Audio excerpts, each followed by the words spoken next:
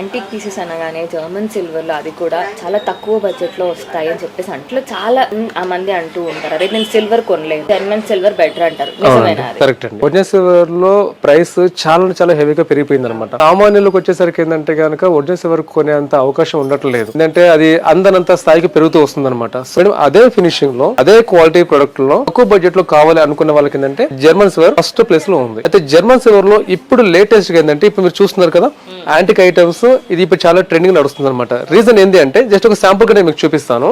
ఒకసారి ఈ దీపం గమనించండి. అయితే యాంటిక్ ఫినిషింగ్ అంటే మనం డల్ చేపిస్తాం అనమాట. డల్ చేపించడానికి రీజన్ ఏంటంటే మామూలుగా మనం ఒరిజినల్ సిల్వర్ ఐటమ్ మనం టచ్ చేస్తున్నప్పుడు కానీ లేదంటే యూజ్ చేస్తున్నప్పుడు కానీ ఆ సిల్వర్ షైనింగ్ అయితే డల్ అవుతూ వస్తూ ఉంటది.